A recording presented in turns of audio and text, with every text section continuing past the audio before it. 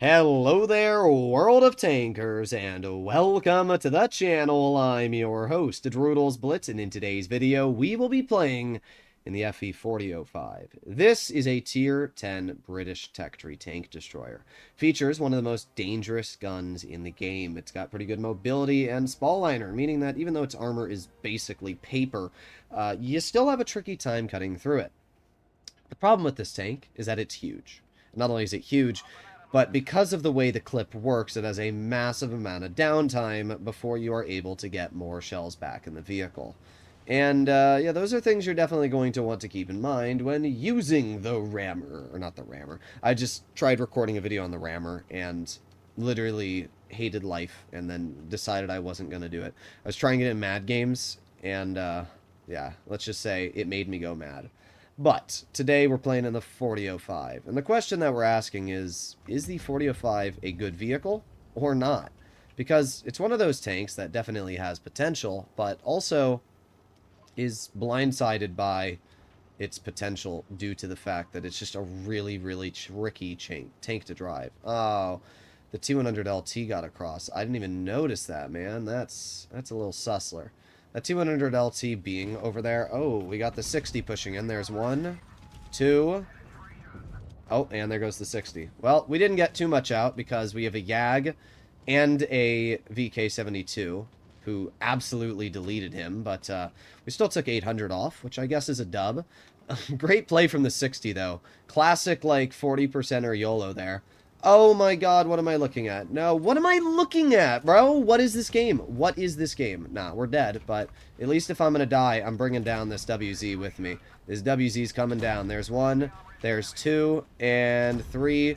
I don't care if the VK shoots me. I am going to get a shell into you as well. We're going to track him, and then what I'm going to try and do is just leave. That's the thought. And we actually did leave. What the hell is this game? There's no world where I could have been able to predict that. Like, zero worlds where that my brain would have actually been like, gee, guys, I know where their team is. In my rear. Huh? Well, we got the 260 on the side, and wouldn't be an awful idea if we were able to shoot the 260 a little bit. There's one, there's two, and then we'll pull forwards. He missed me. And come on, what are you going to do? What are you going to do, you little goober? We're going to back up. There's three, and four. We actually ended up doing pretty good this game. I mean, this is an awful map for the 4005. Probably the worst map in the game. But, yeah, what an interesting battle there. Our team was pretty good. I will give a huge credit to my team for supporting me. I mean, yeah, I don't know what else to say. I really don't. We did 3,600 damage. We did 1,000 assistance, and we did top on the team.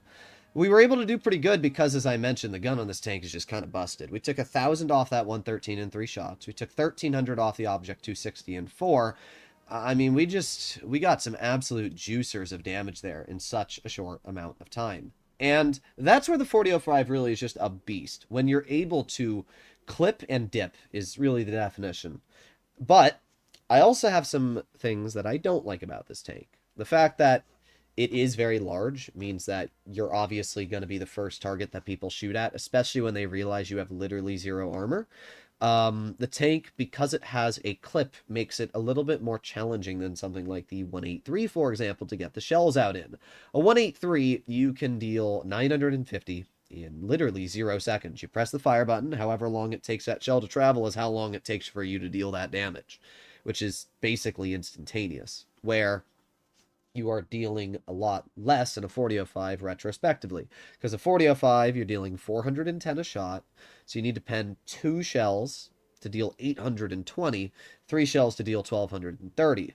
So you're dealing less damage in the amount of time that like a 183 could get the damage out, but the advantage is that you have way more DPM in this tank, you have way more mobility, you have better accuracy, and you deal more damage. The 183 does 950 and 1,210 with an HE. This tank does a very, very nasty 1,640. That's insane when you think about it. And I'm really hoping that we get support from our heavies here, because I know for a fact that we can get some big old juicers if we do get support. The question is, will we get that needed support? Well, what we're going to do is we're going to chill right here early game, and we're just going to sit and we are going to wait. Anything that tries to cross this, we can ideally get some big old nukes into. We do have mediums, and their mediums are spotted, but I'm really hoping that we can just obliterate something. Let's hope that our Rhino or somebody gets spotted here. Yeah, the Rhino's not doing a great job detecting anything, though. I need tanks that would be spotted driving down this road spotted. Oh, well, we can see that there was a shot fired, so... Huh. Not exactly sure what that would be. Come on, team. Push. Push, goobers. Not able to hit the E6. Not able to hit the IS-4. I'm going to move up. Oh, wait. No, not able to hit the E6 at that angle. Okay, here's what I'm going to do. I'm going to get pushed by all my teammates. Come on. Who's camping in the back? I know there's somebody camping back here. There's got to be, right? There's got to be. Maybe not. IS-4 shot, and he moved up. And we got the Vickers Light, who...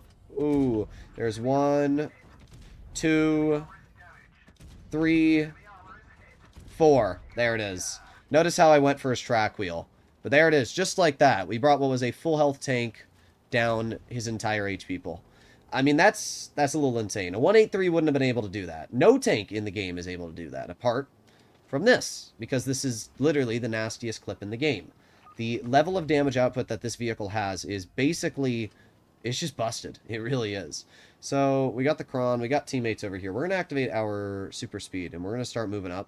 And I'm going to see if we can get behind the 60, behind the E6, and get some good old bleeds out. So let's move over here.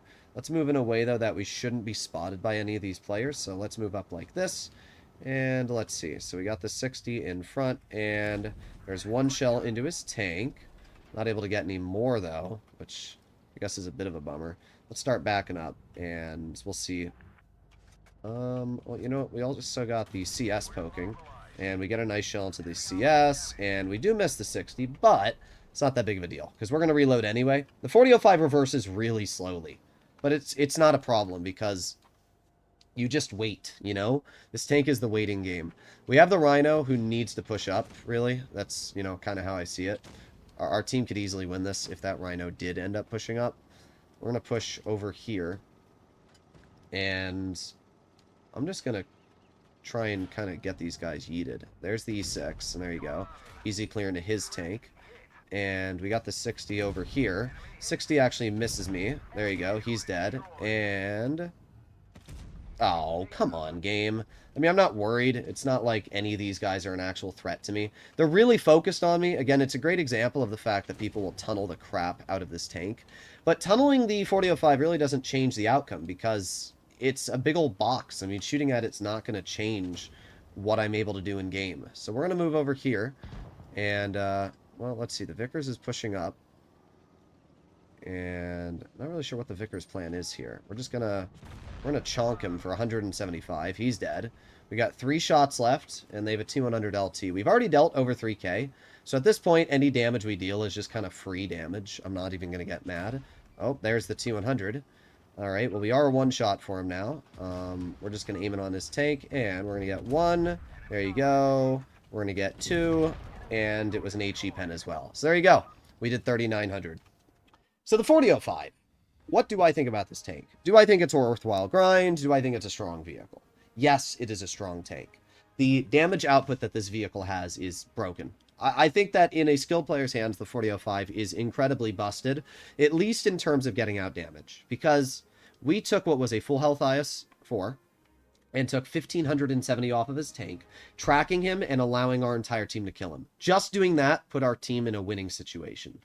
And it's not just that. It's the fact that really any heavy, especially super heavy, if it shoots, it's screwed. Let's say an E100, you're on Alpenstadt, shoots, and it's around the corner.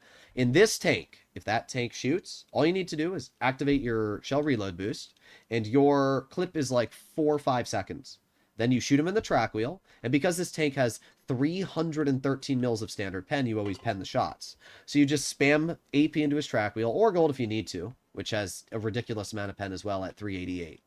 You spam your premium ammo or your standard into his track, and then you back in the cover. And because you have speed boost as well, you can literally do 1500 damage, back up, and before the E100 can even counter you, you're gone. That's insane. And that is where the 4005 really has an edge over other vehicles. And we didn't really get to see that as an example today, but I think it was definitely a good showcase of when we were dealing with like the WZ in the first game, and then we managed to leave. It's a great example of the mobility on this tank. A 183 could never dream of having that much mobility. I think the 4005 is actually a much more balanced version of the 183, and I wish that Wargaming would simply just put the 4005 at the top of the tree of the 183 or something like that, but I don't know. Either way, I really like the 4005. I do actually think it's a good tank. It's a tricky vehicle to do well in every time. I mean, I got good average damage and a solid win rate, so you can do well in it, but you need to know what you're doing, and that's really as simple as it is. I'll see you all in the next one. Bye-bye.